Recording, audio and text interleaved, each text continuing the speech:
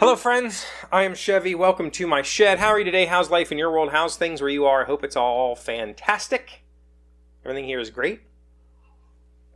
I read a book while I was on vacation. I read it in just during the 1 hour flight because it's that short of a book.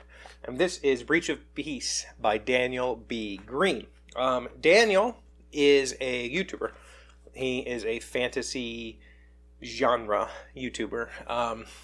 I would say he's just a book reviewer, but he also talks a lot about fantasy shows and movies and comics and cartoons and anime. And so I think he's like fantasy is his thing, right? And he wrote a book. And it's been my experience with content creators who attempt to do something outside their norm that they're not very good at it. And so I bought the book, not hoping that it would be bad. I bought the book because Daniel's publishing model that he chose for this book is very similar to what I would like to do should I decide to self-publish. I'm not sold yet on whether I'm going to self-publish or not. Essentially, he wrote what he calls a novella. I would actually say this is probably more like a novelette. It is 134 printed pages, but this is like 14-point font. Saying that this is 100 and some pages is pushing it. That's kind of a stretch. This is a very, very, very quick read. I bought it because long ago I did some reviews about some books I didn't finish because they were self-published and they were unpolished. And I said something along the lines of, sometimes the best way to learn something is from other people's failures. And so reading poorly edited books is a good way to quickly identify problem areas. If you read a successfully edited and printed and sold book, it can be very difficult to identify why that book is good. It can be very difficult to identify, good writing style and good character arc. But when you read something that's written poorly, a lot of those things jump out at you. You go, "Oh, that's just no, don't do that." And I think the book that I had if I recall correctly, it was called The White Tower, and there was this scene of exposition about the magic system that was just really cringy. So I picked up Daniel's book because I wanted to see how a guy who just decides to write a book and does it, writes a book. Daniel will admit that this book has flaws, and it does, but they're not that bad. All things being considered, he wrote this book very quickly. The reason it's a novella is because he wanted to have an early success. He decided to write a trilogy of novellas as his first series of books set in his world so that he could learn about the writing craft, so that he could learn about publishing, so he could learn about sales and marketing and all that sort of stuff. And I think that's a very, very, very smart way of doing it because at only 100 and some pages, it's a significantly reduced workload to think through. You can see the end of that. When I sit down at my word processor and I write 6 pages, I can easily extrapolate that to 130. Extrapolating it to 300 or 400 or whatever, that's much, much harder. But I can easily see a few, 100 pages down the line. And so knocking a story out real quick and having early success is a good way to start. And by all means, this book has been a success for Daniel. It was at in the top 10 list for a whole bunch of categories and at the top of a whole bunch of categories when it was still just on pre-order on Amazon. He has a good following. And to give Daniel merit, there is not a lot about this book that I felt was cringy. In fact, I don't know that if I necessarily cringed at any part of the book. I found myself wanting, which I think is a valid argument for the writing style or against the writing style. But this book really is just Act 1 of a 3-act story that will be released as 3 different books. So there is no satisfying ending. This follows a very simple crime story with some very, I don't want to say simple characters. I think the characters have depth. I think that there is some emotion behind their actions.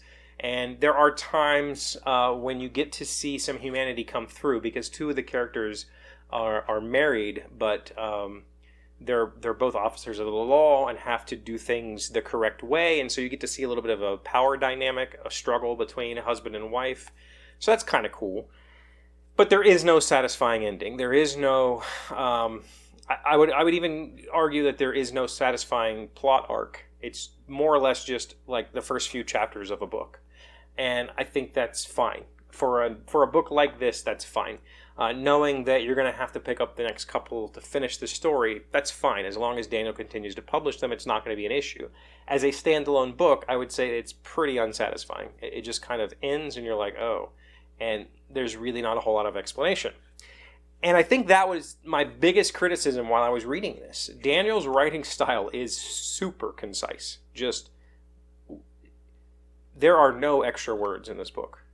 And I felt like he could have easily doubled the page count. And I'm not joking when I say doubled, just by giving more information. A lot of his paragraphs are simply, she turned to him and said this, he looked that way, period.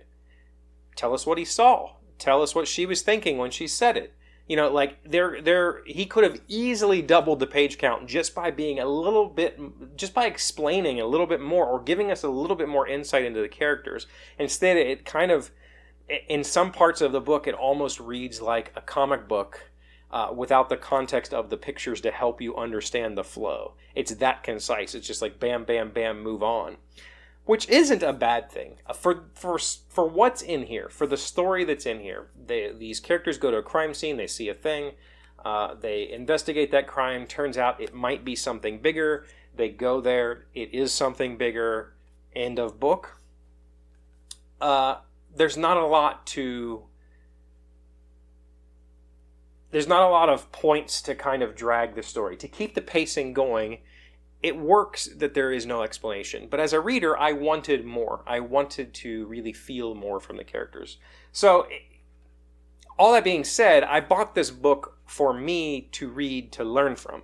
I didn't buy this book because I wanted to enjoy it. But what ended up happening was I enjoyed the read. It was a quick, easy read. I will purchase the rest of the books just to see how it ends. I'm intrigued by Daniel's world. There's basically zero magic in this book. He has talked a whole lot on his channel about the dual magic systems in his world, but there's very little of it in this book. There's some fantastical elements, but there's no magic so far that we have seen. Maybe a potion or something like that.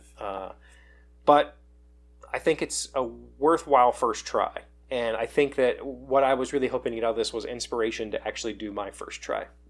I'm still teetering on I'm ready to start typing versus do I really know where this story is going? And I don't know how to reconcile that in my head. I might have to give my friend Scott King a call. But this helped. And I think it's only like $10 or something. It's worth it. So, Breach of Peace by Daniel B. Greene. If you're interested in short reads, maybe pick it up. It's a quick and easy read. It's kind of fun. There you go. Thank you for being here as always. Thank you for liking, commenting, subscribing, being amazing friends and wonderful people. I really appreciate you. And I'll see you again Monday. Monday here already. Wow. Today's word you should know to sound smart is fatuous. It's an adjective meaning trivial, silly, absurd, unimportant, or pointless. I am sick of pretending that some fatuous male's self-important pronouncements are the objects of my undivided attention. Germaine Greer, an Australian writer and scholar. Fatuous. Fatuous. When was this book printed? Was it during the last guy's presidency? Seems like that was a subtweet. 2009.